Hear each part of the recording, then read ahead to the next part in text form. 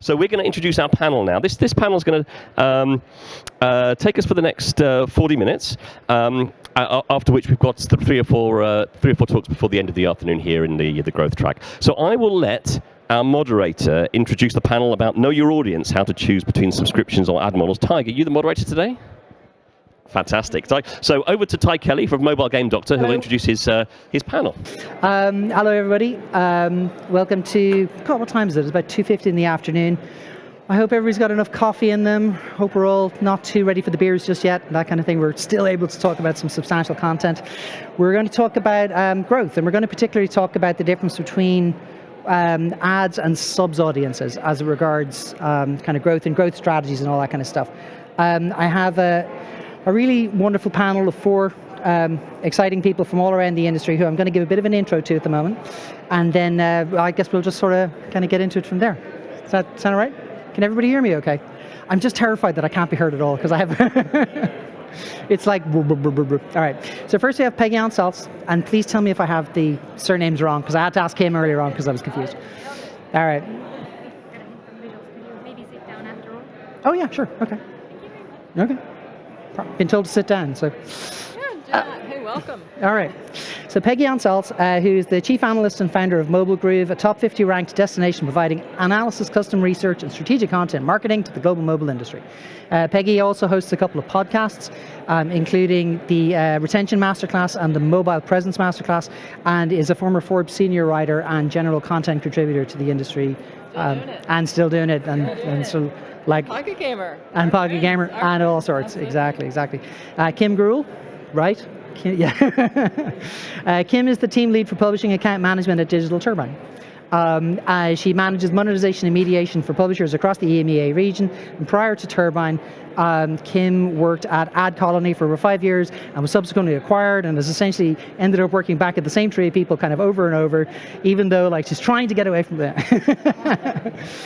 John Pryor, hey John, is the Associate Director of European Game Dev Partnerships for Share It. Share It, as you may or may not know, is a content distribution and discovery app with over 2 billion users globally.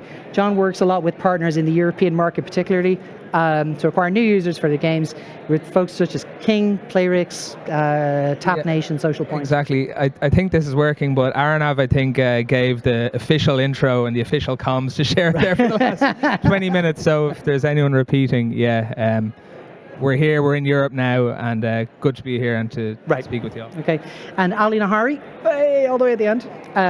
Ali is the head of sales at Agora. He has over 20 years experience in global B2B and B2C business development. Sorry if I'm talking very fast, there's a lot to get through. In the cloud communication industry, and his expertise spans healing tech, e-commerce, IT security solution, and e-privacy, and a whole bunch of other stuff. And Agora is also one of the premier sponsors of Pocket Gamers. So, okay.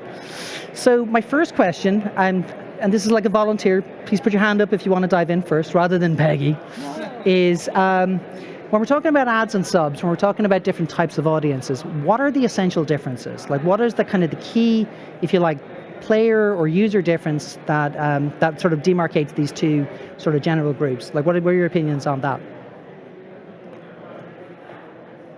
Kim. Well, I think in terms of the breakdown between the ads themselves, I think with hyper casual they tend to be more focused towards the ads genre, whereas subscriptions are more for users who need to be engaged. They're more for the mid-hardcore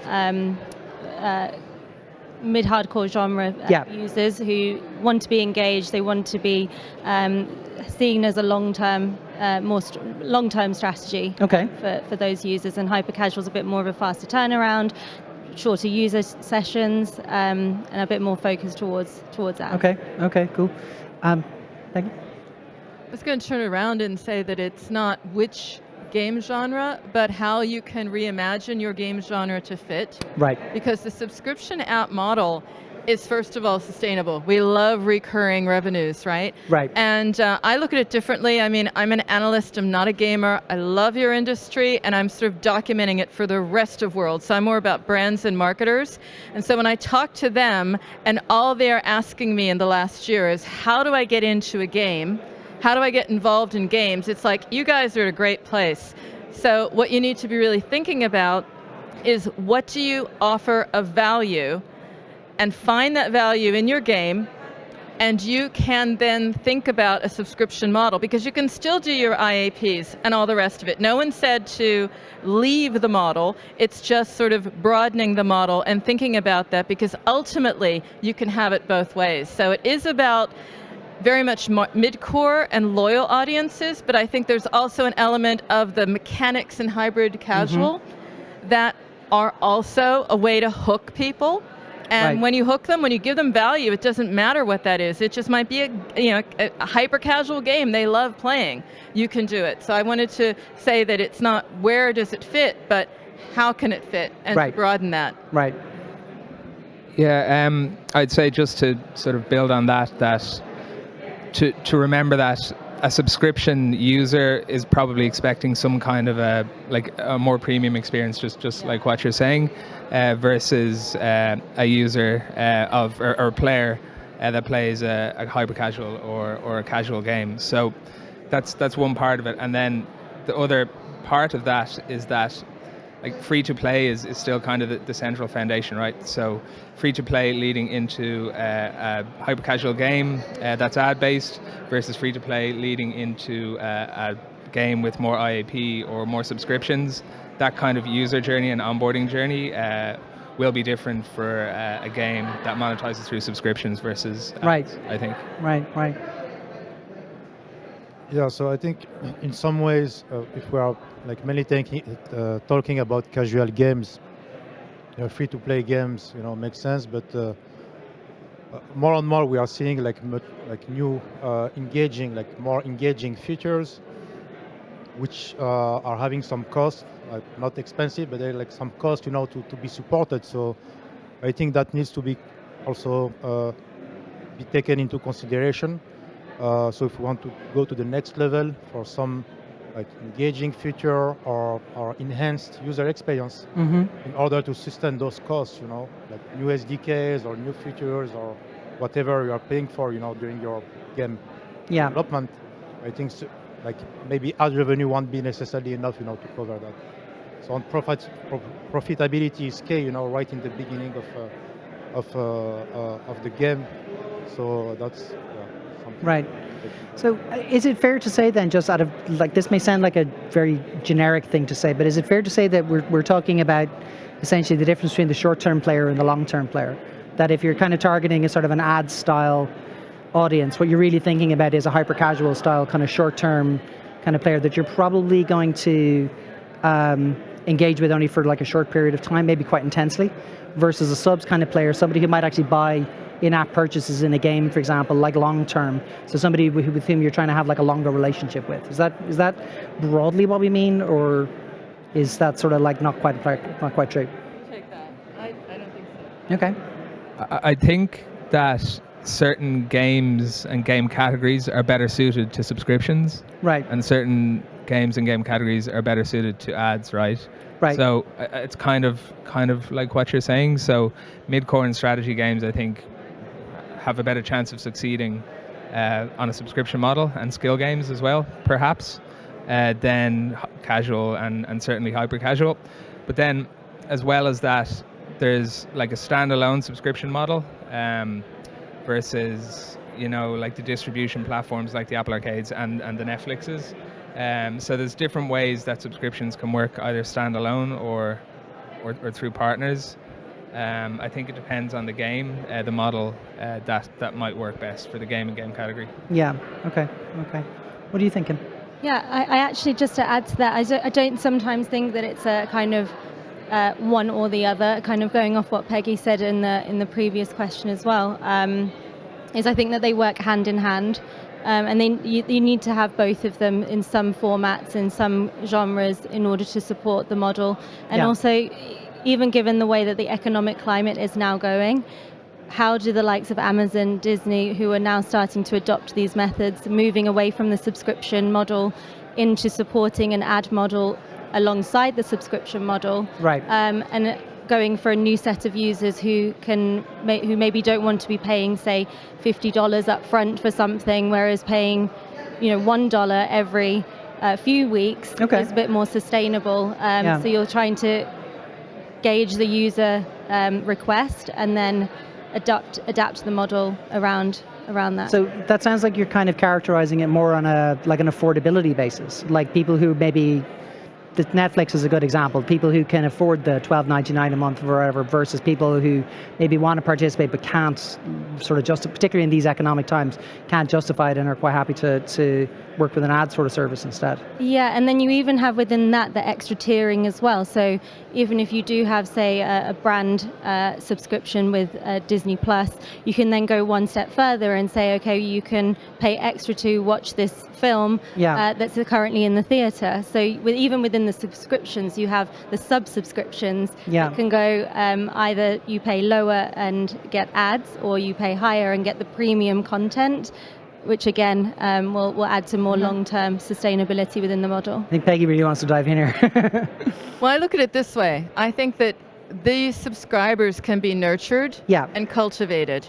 So I know a lot of companies, and they're looking at the data, and you can tell from the data in your analytics, even though user level data may be toast, but you are seeing what they're doing in your game. So you can sort of see the sort of like the pre-event indicators, the pre-indicators of valuable players. And then the whole idea is within your CRM system or what you might have, you're taking them on a journey that's going to take them deeper, because they're already showing the propensity to want to do more. And to your point, it's also about trying to think about what those bundles could be as well. It might not always just be in the game itself, but there are a lot of people who are taking this to the melding of the digital and physical world even, right? And they're saying, well, you have a subscription in my game, but you can go and sort of have your benefits in the real world. So there's products, there's things to do, there's live streaming events, there's things that are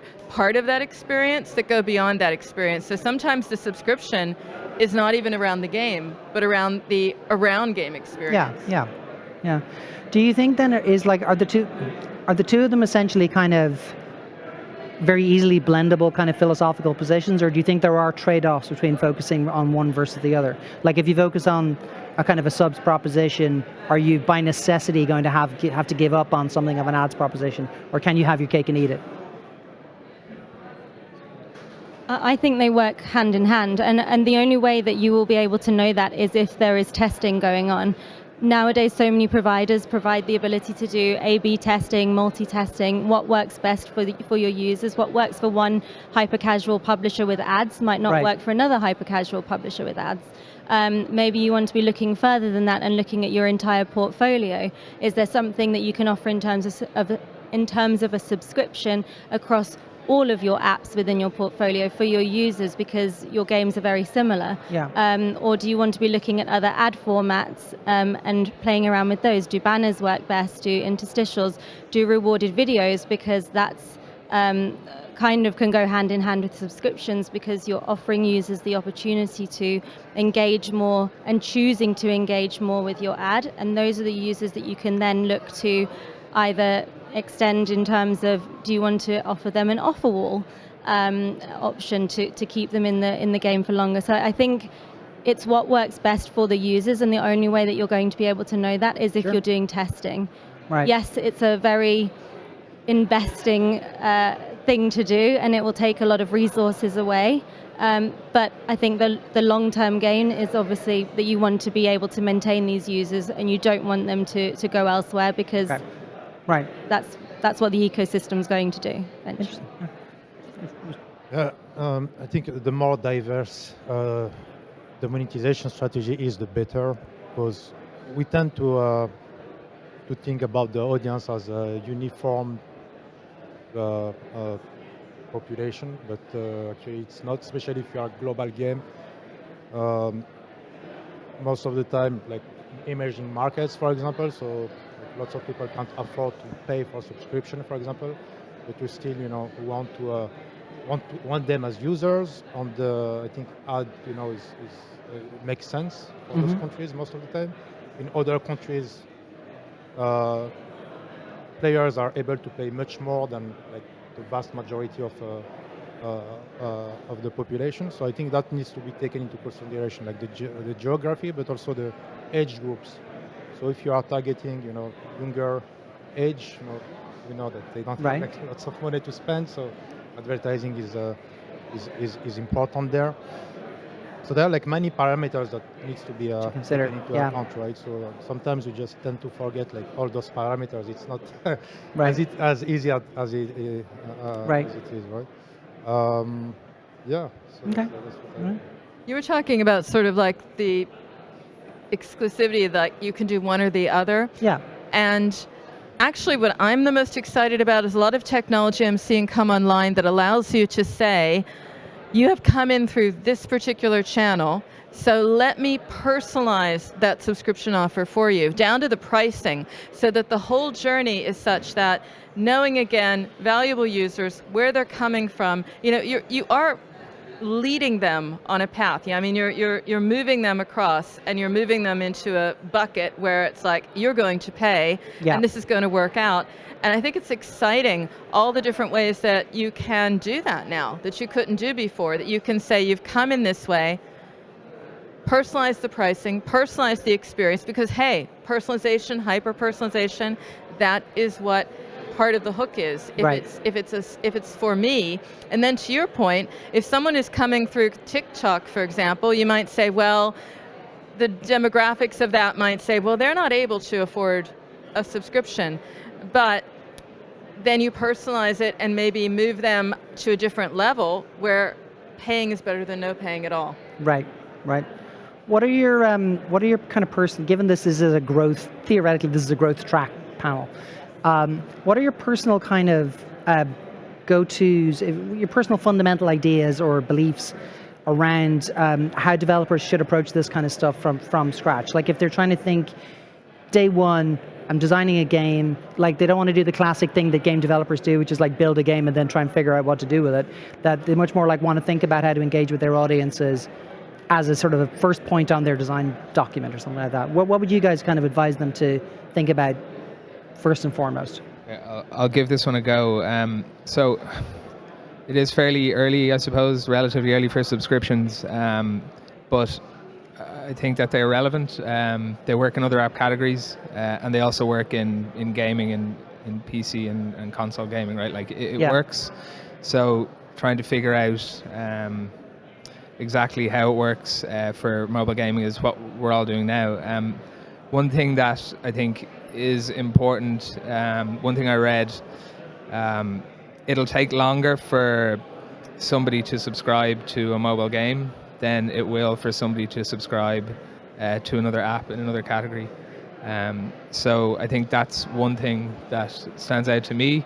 Right. When you're planning, just to expect that time might take a little bit longer. It might be longer than the first 7, 14, 30 days. To keep that in mind.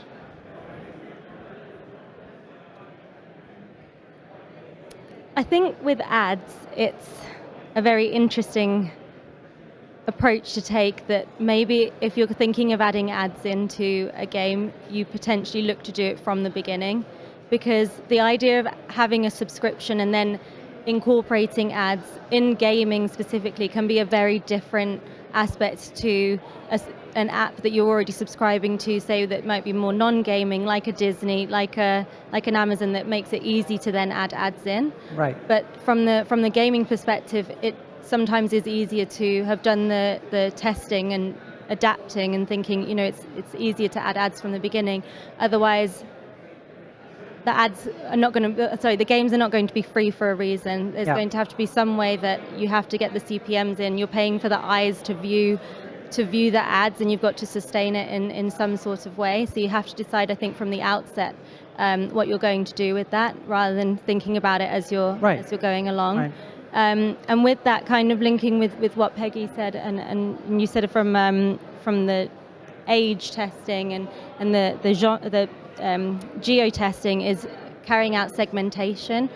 Are there certain users within my game that want to watch the ads? Are there certain users who I do want to push towards a subscription, and adapting it that way? Because once you've started the game, to add the ads in is going to be a very big shock to the user, and you don't want to chase them away once you've got them. Is there a good way for them to approach segmentation? Is a really good example of a tactic. Like, is there a good way for them to meaningfully approach like how to figure out segmentation before they've started like heavily developing on a product or that sort of stuff? I think soft launching will give Right. some kind of indication Some sort as of to read, what's going to be working within each market. Right. Again, testing has to be a continuous thing because everything is changing now, especially this year with the economic climate. Things Right. took a bit of a dip in the summer, which we've seen across the whole board with advertisers. So it has to require constant testing. Right. There's not going to be a one model is going to suit you. You know, this quarter it might have to then adapt for the following quarter and the following years. Yeah. And again, you can segment your users because it's becoming more capable now. We've had the deprecation of IDFA, yet it hasn't impacted things too much. There is still IDFV, you're still able to track users, you've got SK ad network IDs. It's not been cut off so much that we can't allow for additional testing because that's what's going to sustain the models moving forward. Right. I think some of the parameters that a developer needs to take into account are, first and foremost, is how in their development process they can think deeper on how they could retain their users. So retention and stickiness is, I think, is one of the most important aspects in gaming, especially because of the very competitive landscape.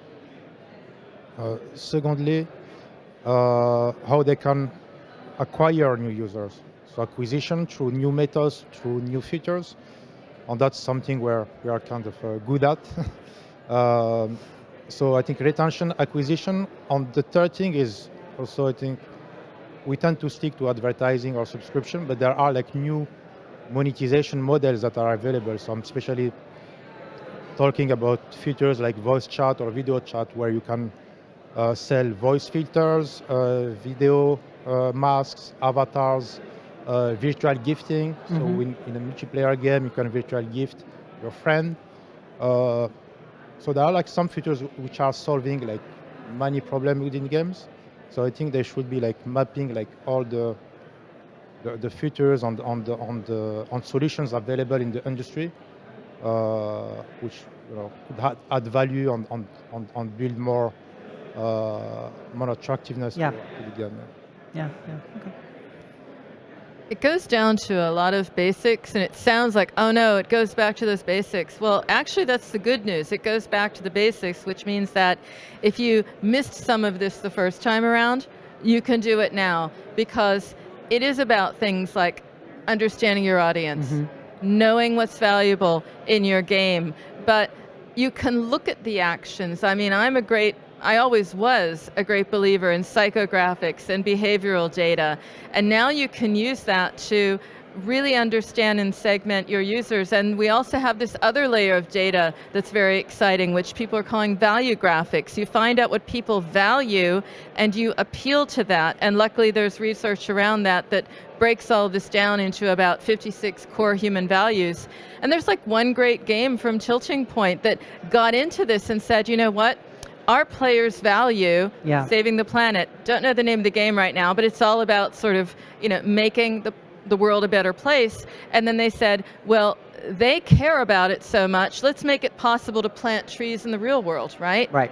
And that created then this flywheel of, oh, I love the game, they're doing something, they're giving back, and that's sort of the idea, finding out what your players value, and then really connecting with that. In the case of this, the great story is that they did so much reforestation that they actually got word from the Madagascar government. It's like, guys, we're done. You did your job. Oh, wow. We're Okay. completely reforested. Don't have to buy any more trees. That's what you can do when you connect with a community. Yeah. And that's what you can do in your game. And then from that, figure out, all right, so what are they willing to pay for? What are they willing to contribute to? Maybe it's not really what they're going to pay for, but what they're going to contribute to, that you're enabling. Right. I saw, there was a great talk this morning actually by Riley from Umami Games talking about how they had sort of started out as a hyper-casual sort of focused studio, and they've moved into a much more casual kind of focus because hyper-casual is sort of perceived as being kind of out of gas. And of course, hyper-casual tends to be a very ad-focused and very kind of very, very specifically ad-focused kind of model of game. And so now a lot of developers are trying to, I suppose, unthink and then rethink how they're approaching things. What's your advice? Because it's clearly they're having to move toward finding longer term customers, more subs kind of style customers, but they might feel that they've gone so far down a path that like pivoting is hard. So what do you guys have any kind of good advice for them to how to approach that problem? Because it's pretty present. I think those are like about like different target audience. So someone who will play a hyper casual game won't have necessarily like too much time in order to play. It will be like 10 minutes, 5 minutes in the train or whatever. So hyper casual. I also heard about hybrid casual. I don't know if it's the same thing or not, but tends to be like more like longer sessions. So if you just have 5 minutes in a day to play, I don't know how you're going to play for 1 hour or half an hour. So right. I think those are like maybe different audience, and for sure there is something to be done there. I think it's just a matter of knowing if those studios have the experience on building right. experiences for those type of audiences. I don't know if it's a new category. I'm not sure. I'm not too much into it, but yeah, it's just like broaden the target audience. I would say. Broaden the audience. Yeah. Yeah, I think that there are two things. Like maybe for some of these, especially the bigger hyper casual, the successful ones, like an umbrella type subscription model could work there. They tend to produce really good games, but they don't last that long, but the players still love them, right? So some kind of an umbrella model could work there. I also think that if we look at Disney's and Netflix's with respect to hyper casual, there may be a role there. There's already investment and acquisition there. We need to remember that these big platforms, their games divisions are just another extension of what their core business is. They don't necessarily need to be profitable in their own right, as long as it brings people into their core apps. So perhaps there might be some activity there, an investment acquisition from these big platforms in the hyper casual space, like we're seeing in like Next Games and things like that. So yeah. Right. Okay. I think given the way that the industry is going right now in terms of consolidation, there's a lot of big companies out there acquiring studios, and I think moving away from hyper casual and into the casual is something that these big companies might look to do. But if they are looking for the sustainability in hyper casual, offering subscriptions across the portfolio to keep those users might also be another option. That way they're still able to get the eyes, get the CPMs from the ads, but they're also having a sustainable model to keep the users within their hyper casual space. That's something. Cool. Peggy Ann, do you have anything to add?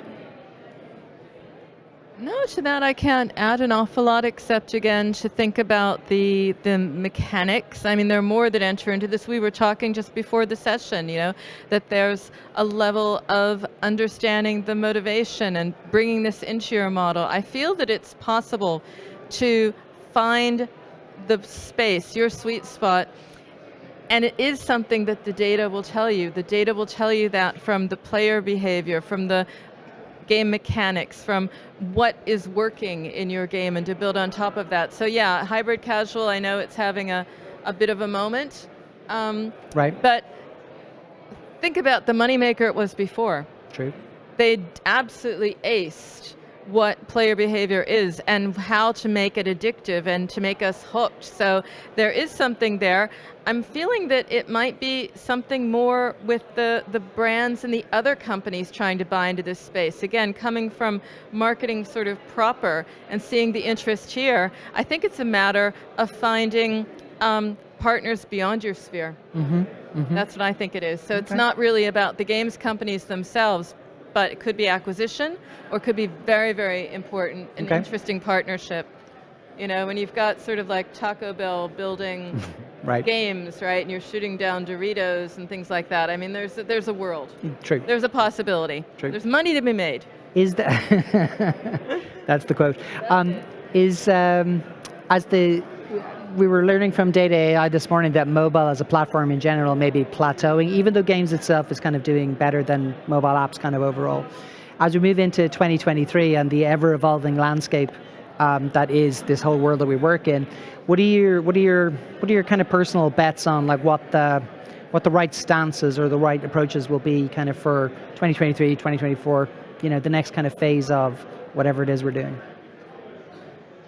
To make money or have fun? Or to do both. Yeah, not really. Do you want to? Give it to her. No. But okay, like coming at it from a subscription perspective, right? I think that we should look at what is happening in, like, Cybo have just released a new game, an Apple Arcade. Hunter Assassin has released a subscription model, an ad-free experience. Homescapes. These big players are trying things, and there are things that will work and things that won't work. And I would say to pay attention and learn from these people that are doing it first, and also not be afraid to take chances yourself. Yeah. It kind of goes back to testing, and ultimately it's about monetizing the users, right? So whatever way that works best, and the combination of all the things we talk about, but definitely pay attention to the innovation that's happening, and don't be afraid to try something yourself, like what those guys are doing. Yeah. You guys? I think from my point of view, I would say find a provider that has a lot of aspects that allow you to test. That testing is just number one in terms of finding out what is suitable for your users, segmenting your users, seeing what works best for them across all types of platforms, whether it be just ads, whether it be subscriptions, or whether it be subscriptions and ads. Right. And finding that right formula that's directed specifically for your users. Yeah. I would say definitely like user experience oriented, especially with the competition getting bigger and bigger. And also, as we mentioned, like big brands investing a lot into the gaming space, so it's gonna create some difficult times for small studios. So yeah, be user oriented. Involve your players into your game, into the experience that you are building. Involving them more is definitely something that we can see. We had been in a conference last week, and there are a lot of things going on around blockchain, on getting gamers involved in the studios and the companies. So yeah, on being creative. Yeah, I think like from what I see, like in the gaming industry, I think there is a kind of lack of creativity on whether it's monetization or other things. We tend to see that we're just like copying like what is being seen, with other studios that are maybe doing well or not. So being creative and thinking outside of the box. So that's something that will, allow gaming developer to differentiate. Right. Speaking of blockchain, because it's the subject of the moment, do you guys anticipate that the advance of like virtual digital collectibles and that whole economy that's slowly coming to life, do you think that's going to change the calculus around the kind of stuff that we're talking about today, or is it more something we'll kind of fold in easily, consider it sort of like subs plus kind of thing, for example? I think it enhances and enriches the experience, but my thought about where you said, where's this going in 2022 and 2023? Right. It's really, for me, about opening the aperture of where you view your game in the ecosystem. I'm speaking with a lot and seeing a lot of success where we're just trying to blend those worlds. I mean, we did it already. So we've learned this behavior through COVID of like being no longer in a physical place, but being sort of in the game, very, very engaged. And now we're back out here in the real world, and I think it's Is that what that is? That's what the real world is. Yeah, we're out here at an event, but there's this learned behavior that we have. Right. And it's really about trying to find ways to blend that, rather either or. I think it really is entirely all of the above.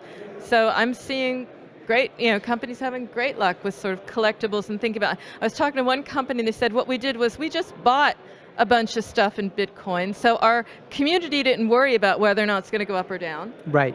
And then just gave it out to the coolest people in the community on terms of engagement or what they were doing. It was like, hey, that's a real gift, right? That'll keep me going. And then of course the social and that whole flywheel of, oh, I really love this game.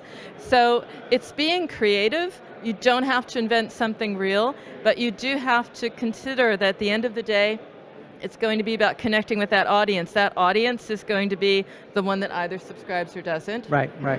Or loves you or hates you in social. Or does, exactly, yeah. So there you go, we're back to where we were. But I believe in opening up what we're doing and seeing it that way. Very cool.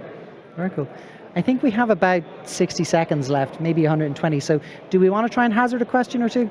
If there's any questions from the audience, we could squeeze one in, I'm sure. Does anyone have any questions for our panel?